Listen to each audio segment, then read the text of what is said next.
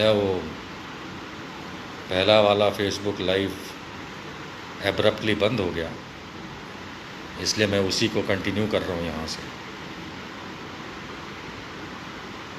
और क्योंकि पहले वाले फेसबुक लाइव में कुछ प्रॉब्लम आई, वो अपने आप बंद हो गया, इसलिए मैं इसको पार्ट 2 बना लीजिए, पार्ट 2 मान के मैं उसको फर्दर कंटिन्यू कर रहा हूँ। तो मुझे तो ये समझ में नहीं आता है कि ये जो झूठ के पॉइंटर्स हैं, उसमें मैं ये नहीं कहना चाहूँगा कि विकास दुबे कौन है। विकास दुबे कौन है सबको पता है, आतंकवादी। इसलिए उसकी पैरवी करना या उसका पक्ष रखना तो पॉसिबल ही नहीं है, पॉसिबल ही नहीं है। और आतंकवादी को मारना ये कानून का काम है। अगर ज़रूरत लगे तो कानून जो है वो निर्णय ले सकता है, और जो भी कसाब को सज़ा मिली वो इसको भी मिल सकती है, जो अफजल गुरु को सज़ा मिली वो इसको भी मिल सकती है, जो याकूब मेमन को सज़ा मिली वो इसको भी मिल सकती है, वो योगी को भी मिल सकती है, वो मोदी को भी मिल सकती है, वो किसी को भी मिल सकती है। लेकिन ये तो फिल्मों में देखा था, पुलिस वाला गुंडा।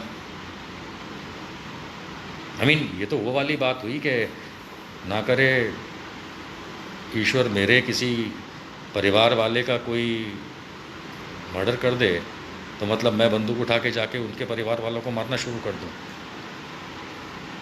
यही मतलब निकलता है। क्या मतलब निकलता है? विकास दुबे के मैटर में तो यही निकल के आता है। कोई नहीं ये कह रहा कि विकास दुबे अच्छा आदमी था, वो आतंकवादी था। तो कहते हैं आतंकवादी था वो, और उसके लोग गैंगस्टर भी नहीं थे। ये तो सरकारों में हिम्मत नहीं है बोलने की, हम बोलते हैं वो आतंकवादी था। लेकिन आतंकवादी था ये प्राइमा फेसी हम इसलिए जानते हैं क्योंकि उसका आतंक था। लेकिन हमारे देश में संविधान जो है, कानून जो है, उसने अधिकार सज़ा देने का, अगर कोई गिल्टी पाया जाता है तो सिर्फ़ और सिर्फ कोर्ट को दिया है कि वो सज़ा दे सकते हैं। आप, मैं, पुलिस वाले, हम लोग सज़ा नहीं दे सकते, नहीं दे सकते।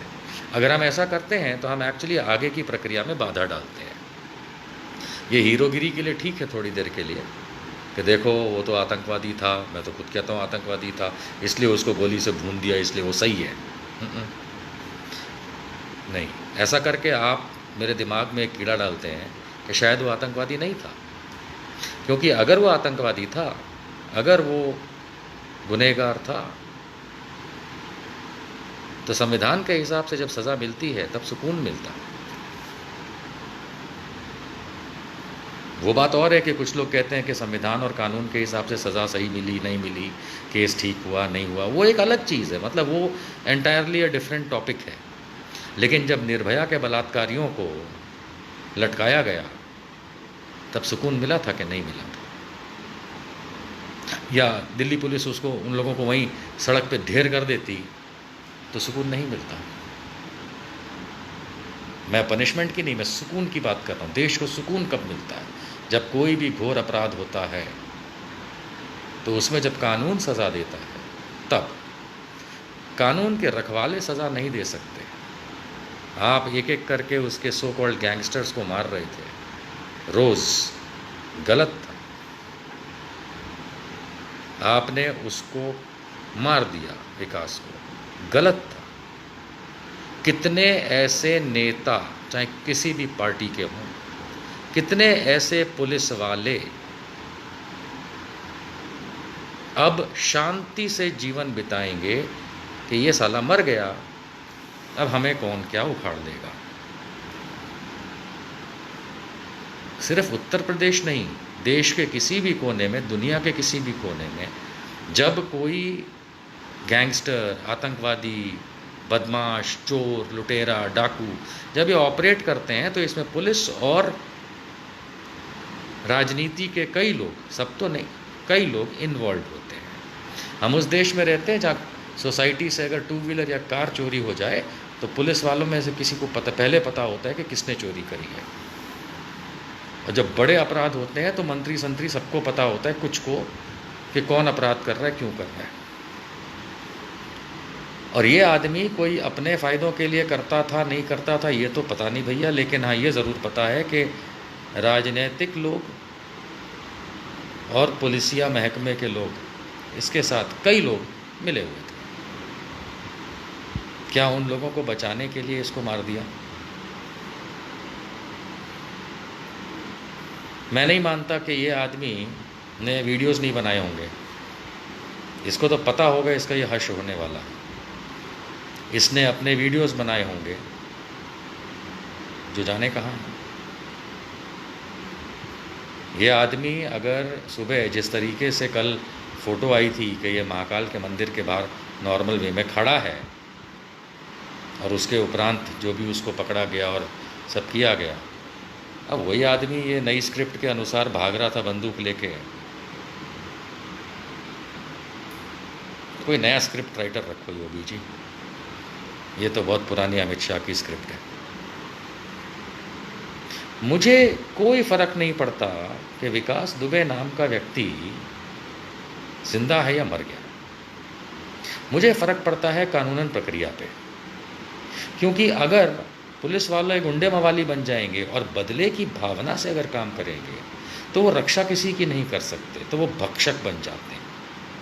ये हमने देखा था अभी लॉकडाउन में पुलिस वालों ने गरीबों को कितना मारा था। ये वो भक्षक वाली जो मेंटालिटी है ना, ये उससे दिखती है। गरीब गरम तपती सड़क पे बच्चे बूढ़े औरतें जवानों को लेके नंगे पैर सड़क पे चल के जाता था इतना हज़ारों लाखों की संख्या में, और पुलिस वाले अलग अलग राज्यों के लाठियां मारते थे कुत्तों की तरह। ये क्या दिखाता है? ये उनकी मानसिकता दिखाता है। और ये मानसिकता ऐसे नहीं होती है कि एकदम से आ जाए, ये इनके अंदर बसी हुई है। आज आप लोग ना सही, मैं ना सही, लेकिन ज़्यादातर भारत के लोग पुलिस वालों से डरते हैं। क्यों डरते हैं? वो तो हमारी रक्षा के लिए है, लेकिन वो भक्षक के रूप में जो इतने सारे पुलिस वाले घूमते हैं, सब नहीं, तो फिर कोई उन्हें पसंद नहीं करता। ये डर का माहौल, इसको जो डर फैलाना, भय फैलाना, तो मतलब अगर पुलिस डर और भय फैला रही तो आतंक फैला रही है, पुलिस ही आतंक। और इस तरीके से कानून को अपने हाथ में लेना तो पुलिस के पास भी अधिकार नहीं है।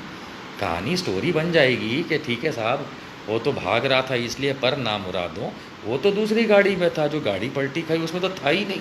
अब ये मत कहना कि हम कौन होते हैं पूछने वाले, हम तुम्हारे बाप होते हैं पूछने वाले, क्योंकि हम चुन के भेजते हैं सरकारें और सरकार तुम्हें तनख्वाह देती है। हम तुम्हारे बाप होते हैं। ऐसी कोई परिस्थिति मत लाइए इस देश में लोगों, ये सरकारी लोगों से मेरा आवेदन है, नम्रता से मैं कह रहा हूँ, ऐसी परिस्थिति ना लाइए कि पुलिस पे से वैसे भी विश्वास उठा हुआ है, पॉलिटिशियंस पे से विश्वास उठा हुआ है, कि पूरे तंत्र पे से विश्वास उठ जाए। मान के चलिए ये देश सीधा कर देगा इन पॉलिटिशियंस और पुलिस वालों को।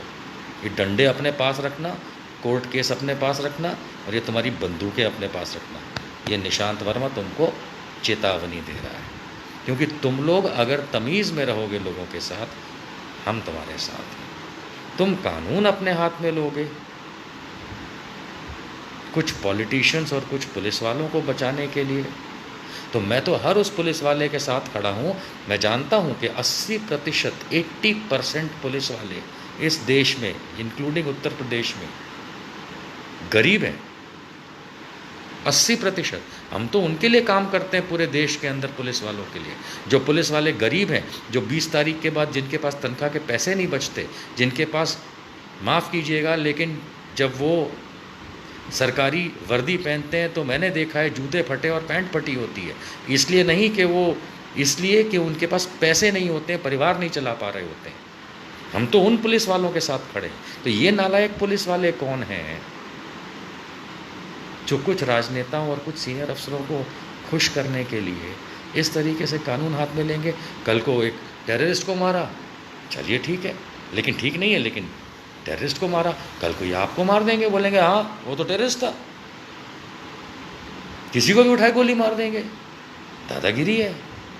नहीं चलेगी। गुंडा राज है पुलिस वालों का, राजनेताओं का, नहीं चलेगा। योगी जैसे को तो हम सीधा कर लेंगे, लुंगी पकड़ के भागेगा।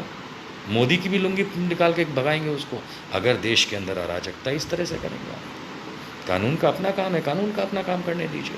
साला गाड़ी कोई और पलटी हुई, मार किसी और जगह पे दिया। आतंकवाद फैला रखा है इन राजनेताओं ने, यही तो है आतंकवाद। ये राजनेताओं का आतंकवाद है,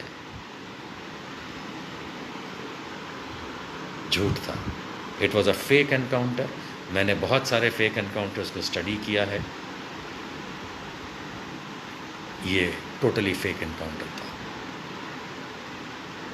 टोटली फेक। शर्म आती है कि ऐसे राजनेता और कुछ ऐसे पुलिस वाले, वर्दी वाले आज भी हैं जिन्हें हम लोगों की कोई चिंता नहीं। इन्हें तमगे, पैसा और पॉलिटिकल छत्र छाया से मतलब। विकास दुबे को मारना गलत था, उसका जिंदा रहना ज़रूरी था, जैसे कसाब का जिंदा रहना ज़रूरी था। शर्म की बात है। योगी आदित्यनाथ, डूब मरो, डूब मरो।